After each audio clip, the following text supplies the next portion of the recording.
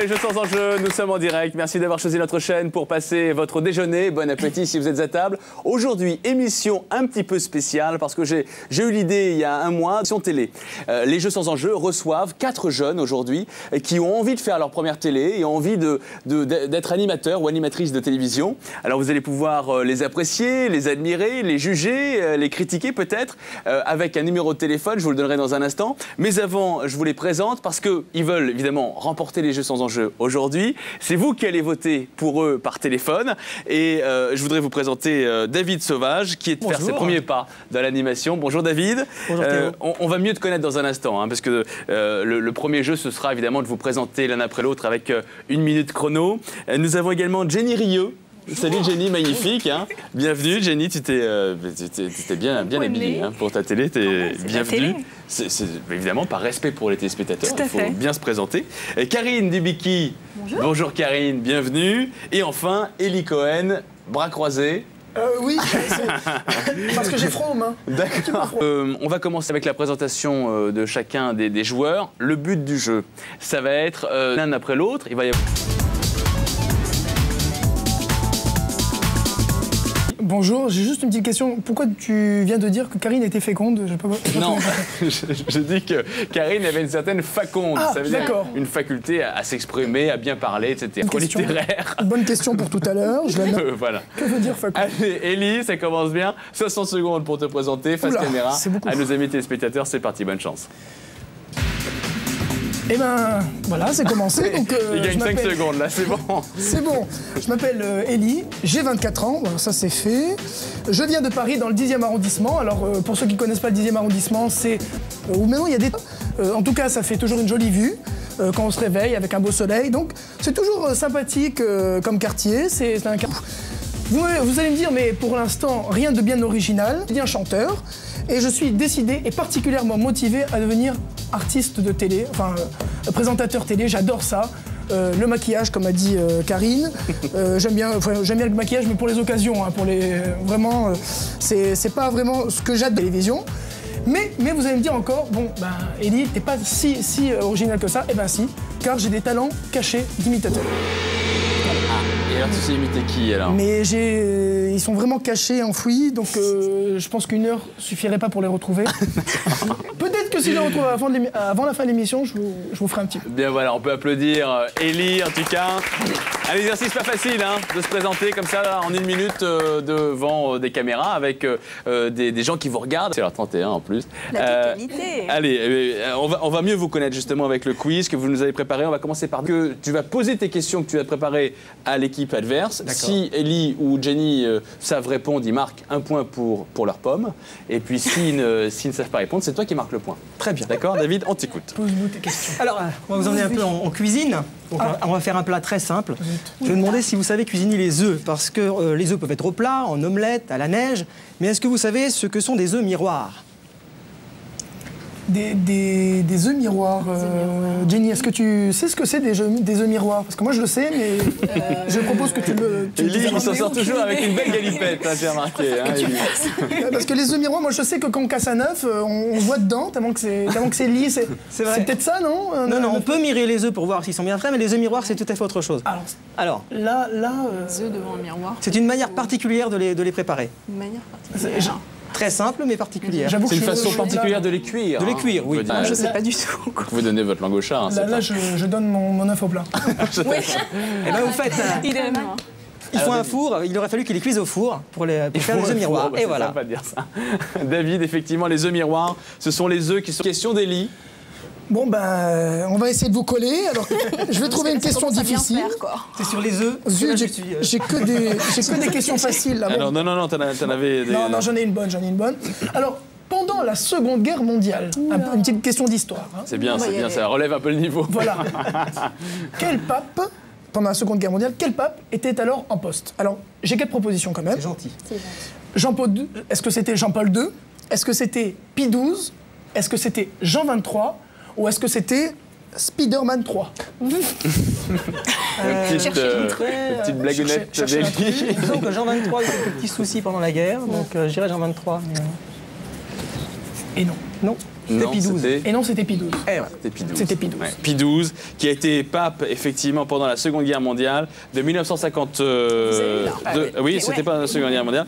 Et alors, Jean XXIII, c'était de 58 à 63. C'était après. Et alors, Benoît XVI, Benoît XV, parce que Benoît XVI, le pauvre, c'est le pape actuel. Benoît XV, donc, en fait, c'était Benoît XV, il a été pape de 1914 à 1922. Voilà. C'était J'ai au début choisi du Benoît. siècle. Oui, effectivement. Et Spider-Man 3. Et Spider-Man 3, il n'a pas été pape. donc on peut pas en parler. Bravo, Élie. Donc, ça fait 1 point pour Élie. On revient à David. Ah pardon. Alors, là c'est une question un peu ouverte. Vous rédigez des chèques de temps en temps, j'imagine. Ce sera votre dernière question chacun. hein. Donc vous rédigez Pour des ce quiz. chèques. Vous savez que la loi autorise à rédiger des chèques sur des papiers blancs, à condition de mettre quelques mentions particulières. Effectivement, ça, Alors j'aimerais avoir 4 des mentions obligatoires sur un chèque. Il y en a plus, mais il en faut 4. Bah, il y a déjà, on peut réfléchir à haute voix. Oui. Il y a déjà la somme, La le somme, montant, tout à fait, ouais. le montant en toutes lettres, En toutes donc lettres, ouais. en numérique en toutes lettres, Ouais. La date. la date et la Ouais, signature. et la signature. Si- La je date et crois la que signature, ça c'est une aussi. bonne réponse, oui. Ah, voilà. C'est bon Eh ben, Faut bravo. ajouter aussi le nom de l'émetteur du chèque, de l'établissement bancaire Oui, et l'adresse de effectivement, l'établissement c'est bancaire. mieux. Mais je pense que l'essentiel, c'est ce qu'on a dit. Hein. Oui. Oui, ça compte. D'ailleurs, Élie, à et ce c'est sujet, Élie qui tu as a un fait la papier bonne. sous le nez si tu peux pour la fin de l'émission, ça m'arrange. D'accord, il n'y a pas de problème. Élie, bravo, tu marques ton 2e point. Et je m'applaudis. Ah, il est bon, hein, il est très bon, Élie. Il sait y faire. hein. Karine. Oui. Question. Quel est le premier homme à avoir été dans l'espace? C'est Attention, très faut pas délicat, confondre, ça, hein. hein. Oui, il ne faut pas confondre. Comment va-t-on faire? C'est pas Neil Armstrong. Oui, non, Déjà. c'est pas lui déjà. C'est C'est pas Louis Armstrong non plus. ouais. Donc c'est. Comment il y a des souffleurs dans le public? Alors, je pas pense bien, que ça ça. commence par un Je sais G. pas bien. Je pense par un G et Faut bien qu'elle marque un point. je quand même. dirais Gagarine. Oui, tout à fait. C'est une volé. unique. Hein. Merci. Moi je dis c'est volé, elle mérite son Heureusement point. qu'ils sont là. Karine Ouais. mérite son point. Ouais, parce que le public, on l'a bien entendu. Ouais, ils ont un petit peu soufflé. C'était en quelle année? Alors, c'était une année En particulière. quelle année Oui, tout à Yuri fait, Gagarin oui. a-t-il Il y été a un petit moment dans déjà. l'espace? Moi, je pense que c'est dans les années 20. 20 Ouh là là. Ouh là là. Non, non, non, non, non. Non, je plaisante. Hein. Tu crois que ça tombe là? On peut mettre ça sous le ton de la plaisance. Alors. C'est tout d'un coup. Alors, c'est ta réponse, je te laisse toute responsabilité. Alors, hein. je pense que c'est dans les années 70.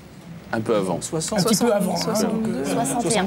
J'allais dire 62. 12 avril 61, 1961. 61. C'est sûr? Oui, sûr. Moi j'avais marqué 67. Ah non, je suis sûre. D'accord. C'est son cousin en 67. C'est bizarre. Je suis sûre de mes affirmations. 61, d'accord, Il y a très un bien. truc bizarre, c'est Le qu'ils 12 ont- avril, hein, c'est ça? 12 avril. 12 avril 61, Yuri Gagarin a été dans l'espace. Donc, et c'est Ellie et Jenny qui ont marqué leurs points. Et oui. Qui l'ont trouvé. Bien. Allez, dernière question, et ce sera donc Ellie qui va la poser. Tout à fait. Alors, une deuxième question, difficile, hein, pour finir, parce qu'on relève le niveau quand même. Le numéro 6, là, que tu avais préparé, qui était pas mal. Tout à fait. Alors, le féminin du mot devin. Hein, devin, quelqu'un qui devine. Hein. Et réponse A, une devinette. Réponse B, une devine. Un devin, une devine. Réponse C, une devineresse. Réponse D, une dévisseuse. Dévisseuse. Le féminin du mot devin. Ouais. Quel est-il? Devinette, devine, devineresse ou dévisseuse. Devineresse. Et j'avoue que c'est une bonne réponse.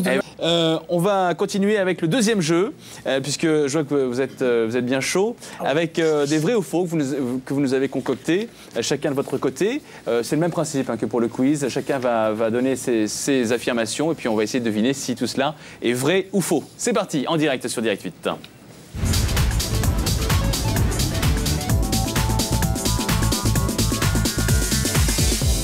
On commence avec David, première affirmation.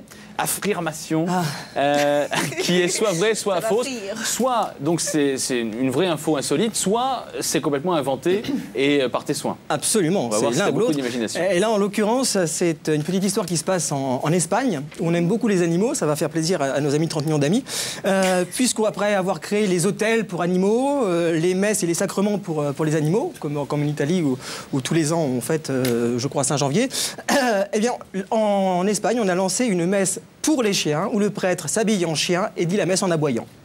Alors, vrai ou faux? Je dis que c'est faux. Alors, avant, il faut 3 points. Vous pouvez chacun 3 choisir une enchère différente. Ellie, toi, tu as 3 points, tu peux miser 3 points. Jenny, tu peux miser aussi 3 points, mais si tu réponds mal, Je perds 3 points. Tu perds 3 points et t'arrives à un fait score pas trop, négatif, ça. Ça, c'est moyen, ça. ce qui serait malheureux, bien sûr. Je mise 5 points. Qui dit mieux? Non, Élie, tu mises combien de points? je vais miser, je vais être Raisonnable. Tu raisonnable, vas miser un pondéré, parce que je connais ce mot.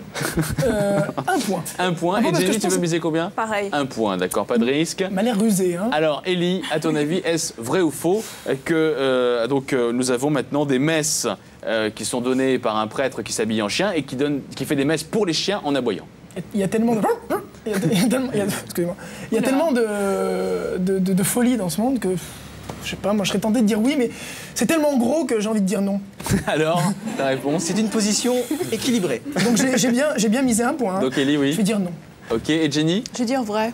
D'accord, eh bien, c'est Élie. Eh oui. Qui a la C'est bonne faux, réponse? Absolument, c'est totalement faux. Enfin, franchement, quand même. Ah bon, on sait jamais. Quand même. Déjà, comment dire la Bible en aboyant? Faut parler chien, faut un traducteur, c'est compliqué. Non, C'est toi qui as inventé ça? absolument. Ah, mais une grande imagination, il a, ce cher David. On peut l'applaudir, David. Qu'on aille où comme ça? Mais écoute, je sais pas, on ira où on Je te ira. rappelle qu'on est dans hein. la même équipe, j'aimerais bien On que tu ira. précises. Alors, Élie, Tu voudras quand tu voudras. Y a pas de tu chantes problème. bien, dis donc. Ouais, Et il faut faire la nouvelle star. vous rigolez, je Hors de question. Allez, Élie, à toi. fait virer. Ah oui, c'est à moi. Écoutez, je mets juste une petite lunette parce que à mon âge, vous savez. La petite touche old fashion. Regardez. Ouais, très Si intello, c'est Élie. pas Que mignon. tu es beau. Très de Tout de la suite, je rue, prends ouais. un QI bien supérieur. Hein. Alors, on va vous... Alors, une vraie. Une patrouille de gendarmerie a intercepté une voiture conduite par un enfant de 11 ans hein, qui avait l'accord de son père. Donc, ça s'est passé dimanche dans la zone d'activité de Gémenos, dans les Bouches-du-Rhône. Il a été intercepté.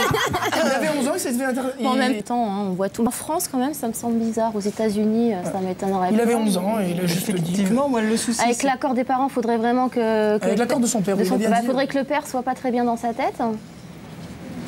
Ce qui est impossible. Alors, pour Moi, combien de l'information me points dit quelque chose. mais- Jenny, Karine, tu veux Moi, miser je vais combien? répondre vrai. Je vais miser 1 point. Parce que Un je vais point être- vrai. Ah, est-ce que c'est vrai Et ou c'est David? faux? Moi, il me semble que c'est vrai, mais je ne sais pas si c'est en France que ça s'est passé, donc je vais dire, allez, on va dire 3 points et je dis vrai.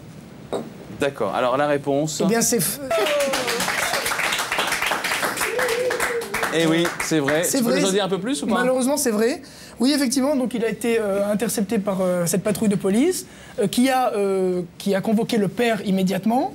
Et le père était complètement construit, oui, tout à fait. Donc, non, il a 11 ans. Ah, d'accord, ok, il a 11 ans. Oui, mais bon, je l'ai quand même. C'était juste pour faire un tour de pâté de maison. Ouais, d'accord. Voilà, en gros, c'était ça. Et bon, vous voyez quand même l'irresponsabilité du père. Hein, Imagine. qui avait son permis, lui, par contre. Qui s'est peut-être fait retirer, on ne sait pas. Bien, eh ben voilà en tout cas pour vos vrais ou faux. Merci. On continue dans les jeux sans enjeu. Alors je voudrais accueillir des gens qui puissent donner leur soutien, leur vote aux invités. Alors on a peut-être Mickaël. Bonjour Mickaël. Oui, bonjour. Vous nous appelez d'où? J'appelle du Nord. D'accord, du Nord. de Lille. Alors pour qui votez-vous? Pour Ellie. Pour Élie. Oh, c'est Ouais. gentil. Ah bah d'accord. Merci. En fait, j'avais Michael. appelé pour le jeu, mais comme il a donné la réponse, hein. Bah, Michael,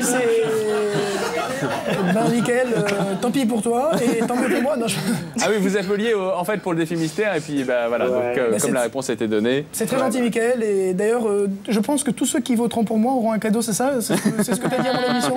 Ah, ça c'est toi qui t'en occupe, c'est toi qui leur offre ton cadeau. Hein. Bravo Mickaël, merci pour votre appel et votre Bah, de rien. participation. À bientôt. À bientôt. Au revoir. Allez, on va passer au dernier jeu. C'est ça, hein, il s'agit de voter pour moi. C'est votre dernière chance de convaincre les téléspectateurs de vous apporter votre soutien. Votez pour moi, c'est la séquence que je vous propose avec 1 minute pour chacun des candidats et qui va devoir vous convaincre de voter pour eux. C'est parti.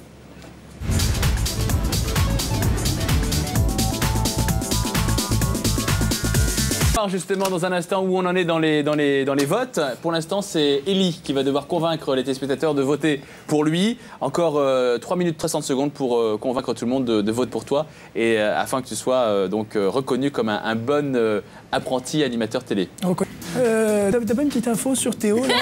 Une petite info piquante? Théo, il est très intelligent. Moi, j'ai vu sur son site, il a fait beaucoup. Bah, Tu parles. ça c'est pas mal. Si. Non. En tout cas, les téléspectateurs ne sont pas dupes. Hein, ils savent discerner la qualité de l'imposture. Putain, qu'est-ce que je rédige bien? Et par conséquent, ils feront le choix qui leur semble bon pour élire celui qu'ils préfèrent. Hein, ou celle qui préfère, bien sûr. Loin de moi l'idée de vous inciter à voter pour moi. Vous avez très bien remarqué que j'avais l'envergure hein, d'être animateur télé. Et j'espère que vous l'avez vu et bien remarqué. Et je vous avais dit au début que je faisais des petites imitations. Donc je vais vous faire un petit refrain. Oui. Bienvenue sur Direct 8. Voilà. Bienvenue sur Direct 8. Jeu sans enjeu. Vous connaissez le principe. 4 élèves. 4 sont nominés. Un seul repartira au château ou bien sûr chez lui sans ses camarades. Vous connaissez le principe. C'est vous qui votez. C'est vous qui votez. C'est vous qui choisissez. Ah ouais, c'est pas mal ça. On se serait cru.